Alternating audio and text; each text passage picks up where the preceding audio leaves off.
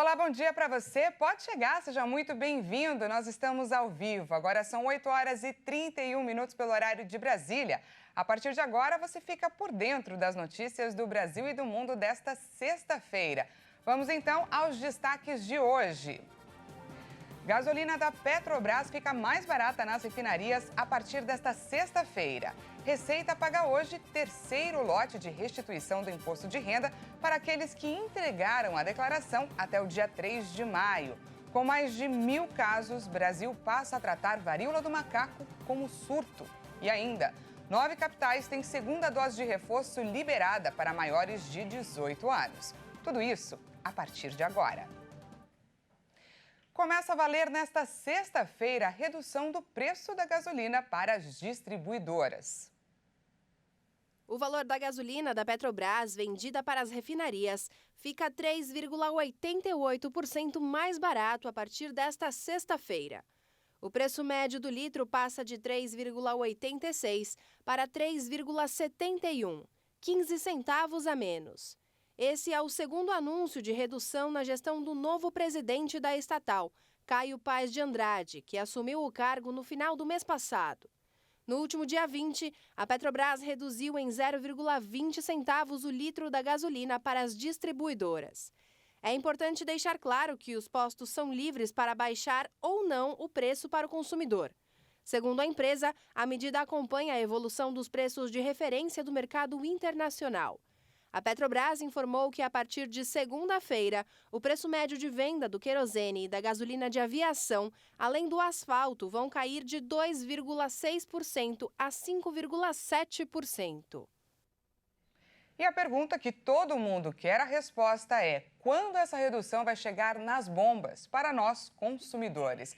Para falar sobre o assunto, conversamos agora com José Alberto Paiva, presidente do Sinqopetro, representante dos donos de postos de gasolina.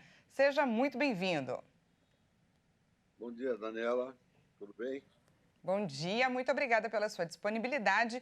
E como foi dito na reportagem, os postos são livres para baixar ou não o preço para o consumidor. Você consegue nos dizer de que forma essa redução para as distribuidoras deve chegar então para o consumidor final? A partir de quando nós vamos poder notar essa diferença? Olha, Daniela, esse mercado tem uma sequência. A Petrobras abaixa para a minha distribuidora, que entrega para o posto. Eu dependo disso, e ela começar a baixar o preço à distribuidora para que chegue no meu negócio. Chegando no meu negócio, posto, provavelmente, quase com certeza, todos os postos repassarão para o seu consumidor. Isso leva alguns dias, 2, 3 dias, para que todo mundo se acomode com o novo preço. Ok? O senhor consegue nos dizer mais ou menos de quanto seria essa redução para o consumidor? Seria em torno de 10 centavos? Veja, quando a Petrobras abaixa o preço dela, ela baixa sobre 73% do produto que o consumidor compra no posto. Porque 27% é biodiesel. Então, são dois números que compõem o preço para o consumidor. Pelos nossos cálculos, entre 10 e 11 centavos deverá baixar para o consumidor. Perfeito. E seguindo o mercado internacional, a tendência é que haja outras quedas nos valores do combustível nos próximos meses? O que o consumidor pode esperar daqui para frente? É possível fazer algum aceno? Se o mercado internacional continuar com esse viés de baixa, com certeza teremos a baixa também aqui, porque a Petrobras trabalha com preços internacionais, né? Dependemos também do dólar para saber o que vai acontecer, mas aparentemente devemos ter um retrocesso dos preços cobrados atualmente. A previsão então seria mais de retrocesso. Sim, com certeza deverá cair mais um pouco se o viés continuar igual. Perfeito. Nós conversamos com o José Alberto Paiva, presidente do Sinqopetro. Muito obrigada, viu, pela sua participação. Bom dia para vocês. Um ótimo dia. E a Petrobras aprovou o pagamento de distribuição de dividendos de 87 bilhões e 800 milhões de reais, um recorde trimestral. Desse valor, mais de 32 bilhões serão pagos à União. O pagamento de dividendos será feito em 2 parcelas, segundo a estatal, com valores iguais nos meses de agosto e setembro. E a gente muda de assunto. No Brasil, o Ministério do Trabalho informou que o país está perto de atingir a meta de criar 1,5 milhão de novas vagas de emprego com carteira assinada este ano. E os novos dados do CAGED reforçam essa expectativa. O Brasil criou mais de 277 mil novos postos formais de trabalho no mês de junho, segundo o Cadastro Geral de Empregados e Desempregados, o CAGED. Todos os segmentos apresentaram bons resultados no mês, com maior destaque para serviços, que gerou 124.534 postos de trabalho. No acumulado do ano, esse foi o setor que mais empregou também. Todos os estados apresentaram saldo positivo. São Paulo, Minas Gerais e Rio de Janeiro lideram o ranking. Segundo o ministro do Trabalho, José Carlos Oliveira, o resultado do CAGED apresentado nesta quinta-feira aproxima o Brasil da meta estabelecida pelo Ministério de criar 1,5 milhão de novos empregos até o fim do ano. Faz um acumulado no ano de 2022 de 1.333.791 novos empregos acumulados até o mês de junho. Então, no primeiro semestre deste ano, nós já conseguimos quase que atingir a meta que nós desenhamos no início do ano, que nós tínhamos feito uma meta em janeiro de mais ou menos, chegar ao final do ano, com mais ou menos 1,5 milhão de novos empregos criados.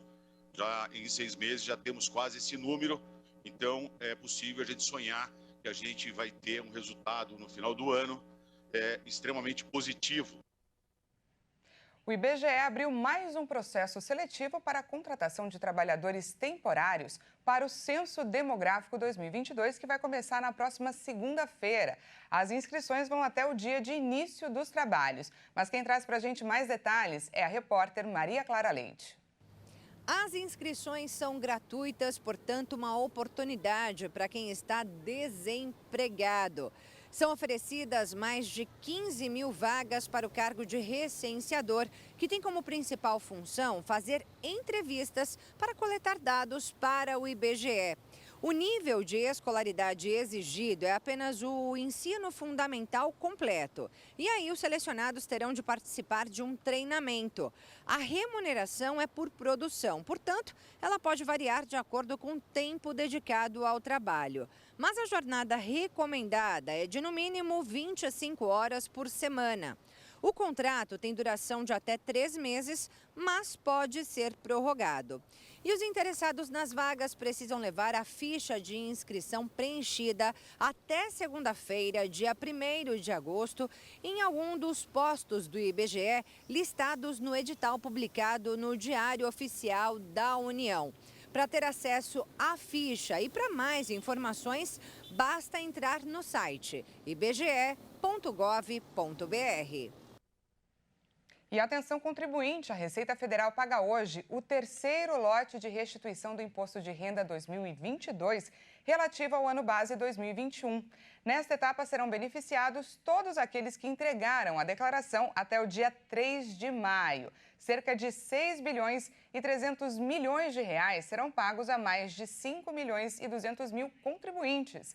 O valor será acreditado diretamente na conta bancária informada na declaração, com um acréscimo da taxa Selic em relação ao valor indicado no dia da entrega do documento. Quem não receber o dinheiro neste mês ainda poderá ser beneficiado nos dias 31 de agosto ou 30 de setembro. As liberações seguem a ordem da data de entrega da declaração.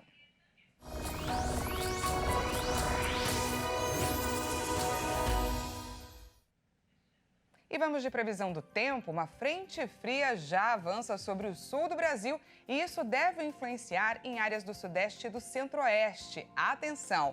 Previsão de geada para algumas cidades do sul e tempo instável em vários municípios. Vamos conferir a previsão do tempo para hoje e também para o final de semana em algumas cidades do país. Afinal, hoje é sexta-feira. Começando por São Luís, capital do Maranhão. Por lá, a máxima prevista para hoje é de 31 graus.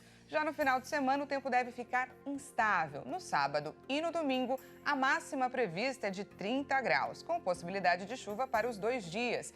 Em Santa Maria, no Rio Grande do Sul, o final de semana será marcado por frio e geada. Hoje, a máxima para a cidade é de 15 graus. No sábado, a mínima é de 4 graus e a máxima de 17. No domingo, a temperatura por lá a máxima é de 20 graus.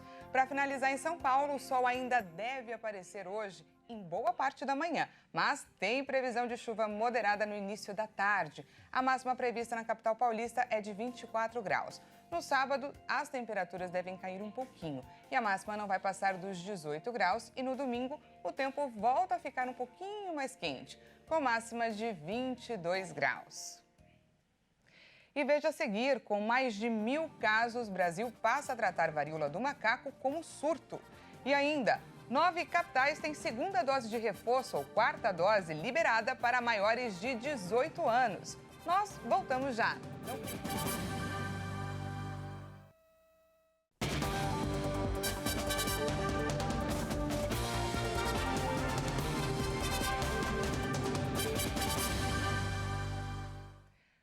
Pode chegar, seja muito bem-vindo mais uma vez. Nós estamos de volta. Agora são 8 horas e 46 minutos pelo horário de Brasília e nós voltamos falando sobre saúde.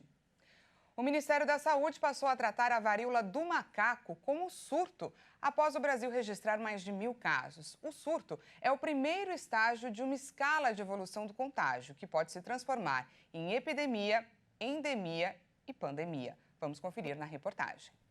O termo surto já é adotado pelo Ministério da Saúde ao divulgar informações relativas aos casos de varíola do macaco no Brasil. A pasta usou a definição em informação sobre um novo centro de operações para acompanhar a evolução da doença no país.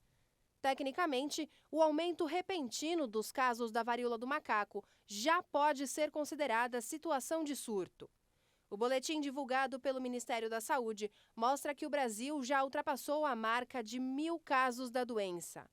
Para conter esse avanço, o governo brasileiro está negociando com a Organização Pan-Americana da Saúde a intermediação para a compra de 50.000 doses de vacina contra o vírus. A expectativa é receber o primeiro lote até o fim do ano. Mas representantes da OPAS já sinalizaram que o número não deve ser atendido. Segundo a organização, a vacinação em massa não é recomendada para a varíola do macaco. E olha só, o Brasil registrou os primeiros casos de crianças com varíola do macaco. Já são 3 diagnósticos da doença na população infantil, todos na cidade de São Paulo. Médicos alertam que a doença pode ser transmitida pela roupa e também por lençóis. E vamos falar agora da pandemia do coronavírus. Já são mais de 678 mil mortes por Covid só aqui no Brasil. Mas o número de óbitos por dia está estável. Vamos aos números atualizados. O país confirmou mais 265 mortes por Covid-19 em 24 horas. São contabilizadas cerca de 678.069 mortes pela doença desde o início da pandemia. Também foram registrados 44.592 novos casos de Covid-19 em um dia. São 33.748.985 diagnósticos confirmados. A média móvel de mortes está em 226 vítimas diárias. A curva apresenta tendência de estabilidade, com uma variação de menos 7% em relação a 2 semanas. Na última semana, a média de casos foi de 34.751 registros por dia. Os dados mostraram uma tendência de queda, com uma variação de menos 36% em relação a 2 semanas. De acordo com o Ministério da Saúde, o estado do Pará não divulgou os dados, enquanto o Mato Grosso do Sul permanece sem atualizar o número de mortes. E o assunto agora é, claro, a vacinação contra a Covid, já que o Brasil tem mais de 460 milhões de doses aplicadas. Vamos entender melhor o avanço olhando o nosso vacinômetro. De acordo com dados do Ministério da Saúde e das Secretarias Estaduais de Saúde, a primeira dose já foi aplicada em 84,37% da população. Já a segunda dose em 79,88% dos brasileiros. E a primeira dose de reforço, ou terceira dose, em 51,44% das pessoas. E ainda falando de vacinação, o Rio de Janeiro é a 9ª capital a anunciar a ampliação da vacinação de reforço para a população acima de 18 anos. A lista inclui ainda as capitais do Piauí, Amazonas, Ceará, Espírito Santo, Sergipe, Maranhão, Rio Grande do Norte e Alagoas. A orientação do Ministério da Saúde é que a aplicação da 4ª dose do imunizante seja feita com as vacinas da Pfizer, AstraZeneca ou Janssen após o intervalo de 4 meses do primeiro reforço. Mas a pasta ainda não recomendou a vacinação com o segundo reforço para a população abaixo de 40 anos. A ampliação da oferta tem sido mantida pelas secretarias estaduais e municipais. O Rio de Janeiro já começou a aplicação da 4ª dose contra a Covid-19 para a população com 18 anos ou mais. A cidade já é a 9ª capital a anunciar a ampliação da vacinação de reforço para a população geral. A lista inclui ainda Teresina, Manaus, Fortaleza, Vitória, Aracaju, São Luís, Natal e Maceió.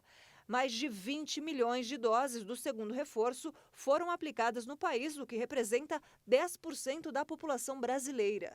O estado com a maior cobertura vacinal é São Paulo, com quase 10 milhões de aplicações. As demais capitais também aplicam a 4ª dose, mas em faixas etárias diferentes e divididas por escalonamento. Pelo menos 8 capitais vacinam a população a partir de 30 anos e 10 capitais vacinam a população com mais de 40 anos. E vamos agora de destaque internacional. Pelo menos 8 pessoas morreram em um incêndio em um albergue de Moscou nesta sexta-feira. As chamas forçaram a evacuação de 200 pessoas. 4 ficaram hospitalizadas no incidente, que foi registrado em um albergue. O incêndio afetou o térreo de um edifício de 15 andares pouco antes do início da manhã e forçou a retirada de 200 pessoas. O fogo foi controlado, mas as grades nas janelas impediram que as vítimas escapassem. Além disso, o alarme de incêndio do albergue não funcionou. Em 2019 e em junho deste ano, os controles administrativos indicaram violações das regras de segurança no prédio, de acordo com o comitê de investigação. O presidente chinês Xi Jinping e o americano Joe Biden conversaram ontem por telefone. Um dos assuntos discutidos foi Taiwan. A China se opõe à interferência de forças externas no país e fez um alerta para Biden, após a presidente da Câmara dos Representantes dos Estados Unidos anunciar uma viagem ao território. Vamos conferir. A 5ª reunião virtual entre os líderes desde que o americano se tornou presidente há 1 ano e meio durou mais de 2 horas. Segundo a Casa Branca, Biden disse ao colega chinês que os Estados Unidos não mudaram sua posição sobre o país e se opõe firmemente aos esforços unilaterais para mudar o status da ilha e minar a paz e a estabilidade no Estreito de Taiwan. De acordo com a imprensa estatal chinesa, Xi alertou o democrata a não brincar com fogo em Taiwan, ilha que a China considera como uma de suas províncias históricas e reivindica sua soberania. Pequim se opõe a qualquer iniciativa que dê legitimidade internacional às autoridades taiwanesas e a qualquer contato oficial entre Taiwan e outros países. A possível viagem da presidente da Câmara dos Representantes, Nancy Pelosi, ao território foi vista pelos chineses como uma grande provocação, e Washington teria de assumir todas as consequências da visita. Uma funcionária americana que pediu anonimato informou que Biden e Xi concordaram em organizar uma cúpula presencial e deixaram a cargo de suas equipes encontrarem o momento certo para fazê-lo. E antes de encerrar, a gente vai trazer aqui casos que viralizaram na internet. Olha só, o primeiro aconteceu em Teresina, no Piauí. O dono de uma pizzaria teve a ideia de devolver um golpe com o outro, pagar ali na mesma moeda. Ele recebeu um pedido de um cliente, mas notou que o pagamento havia sido feito por meio de um Pix falso. Ele recebeu um comprovante com o valor de R$ 55, mas notou que o documento havia sido adulterado e o valor depositado, de fato, era de apenas 1 centavo. O empresário, que já havia saído no prejuízo outras vezes, decidiu que não seria enganado novamente. O pizzaiolo preparou uma pizza seca, sem recheio, e enviou para o cliente golpista, junto com uma garrafinha de suco em pó preparado com sal. Ao receber o pedido, o cliente enviou uma mensagem para a pizzaria dizendo que não entendia o motivo de a entrega ter sido feita daquela forma e, em seguida, bloqueou o estabelecimento. Após compartilhar o caso, o dono da pizzaria descobriu que o mesmo cliente tentava aplicar golpes em outros estabelecimentos.